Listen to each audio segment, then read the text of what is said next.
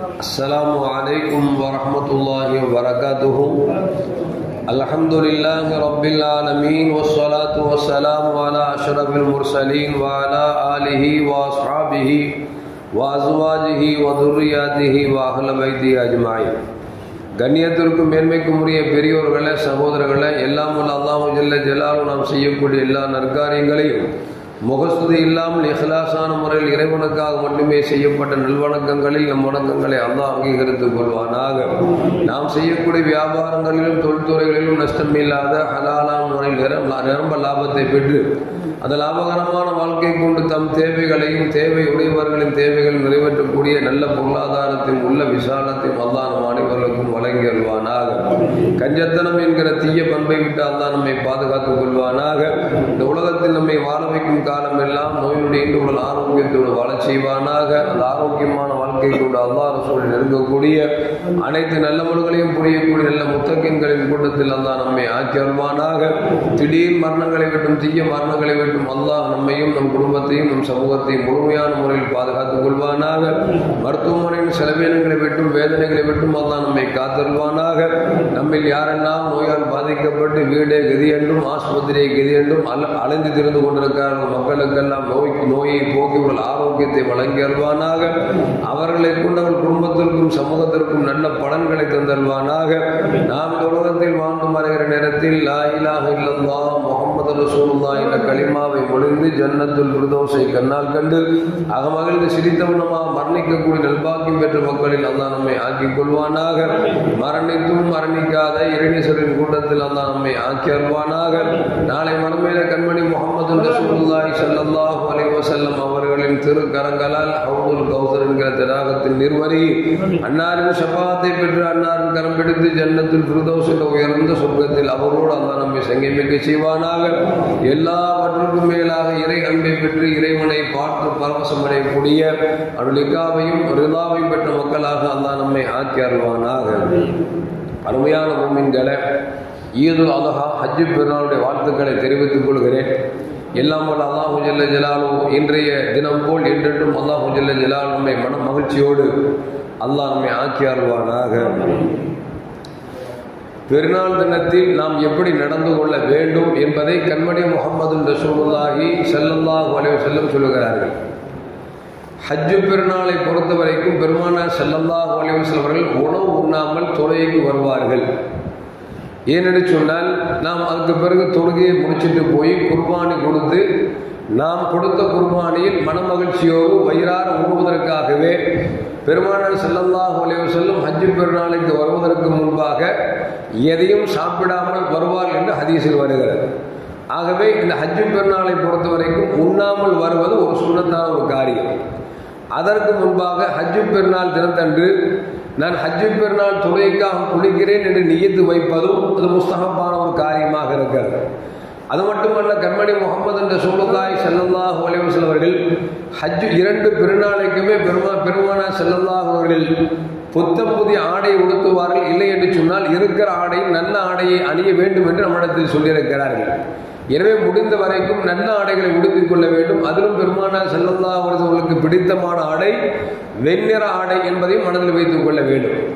நாம் குளிக்கிற பொழுது ஹஜ் பெருநாளுக்காக குளிக்கிறோம் நியத்து வைக்க வேண்டும். அதே நேரத்தில் நல்ல ஆடைகளை உடுத்த வேண்டும். அத்தரை நல்ல மனமுள்ள அத்தர்களை தேய்த்து கொள்ள வேண்டும். அதுபோன்று ஹஜ் பெருநாள் தொழுகைக்கு வருகிற பொழுது நடந்தே வர வேண்டும் என்பதையும் பெருமானார் ஸல்லல்லாஹு சொல்றார். இந்த ஸல்லல்லாஹு அலைஹி வஸல்லம் அவர்களை பொறுத்த வரைக்கும் அவர்கள் 2 பெருநாள் தொழுகைக்குமே அவர் நடந்து வருவார்கள். திரும்பி செல்கிற பொழுது நடந்தே செல்வார்கள் என்று ஹதீஸில் வருகிறது.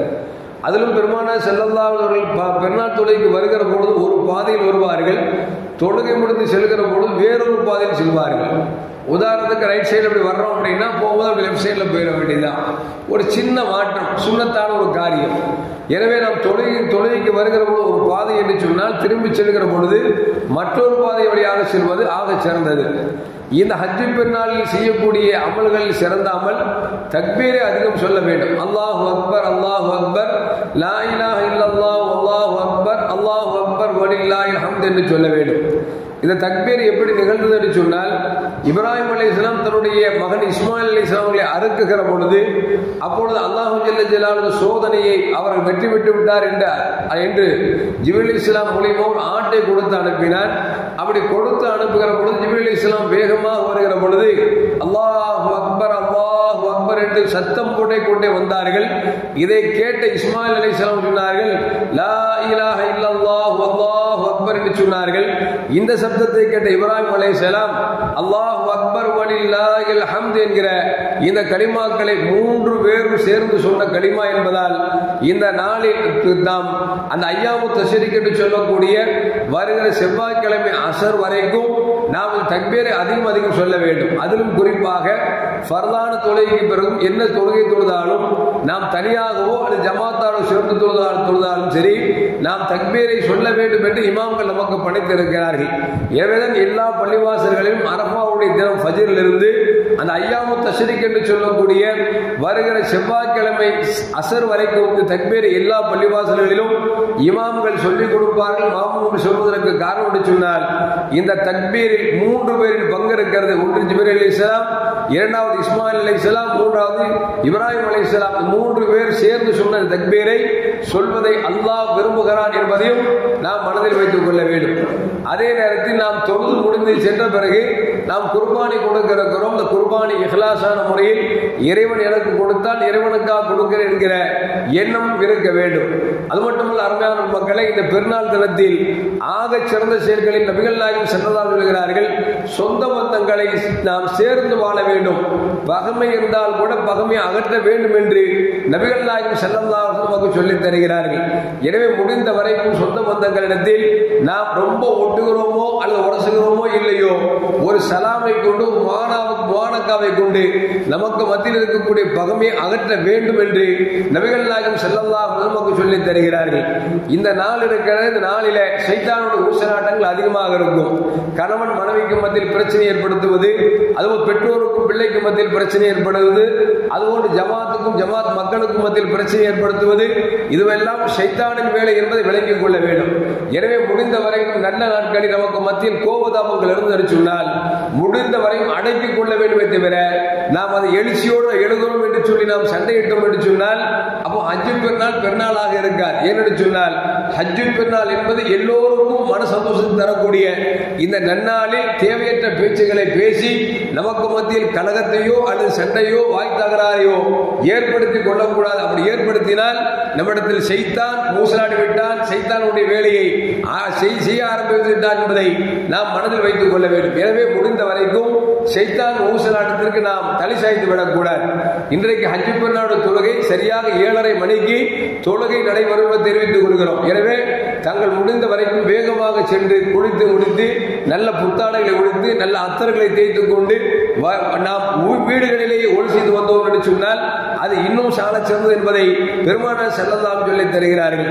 எல்லாம் வல்ல அல்லாஹ் ஜல்ல ஜலாலுஹு ஹஜ்ஜு பெருநாளை சந்தோஷமாக மனமகிழ்ச்சியோடு யாரிடத்திலும் பகைமை ஏற்படுத்தாமல் மகிழ்ச்சியை மட்டும் வெளிப்படுத்தக்கூடிய சந்தோஷமாக இருக்கக்கூடிய ஒரு திருநாளாக அல்லாஹ் இந்த திருநாளை ஆக்கி அருள்வானாக.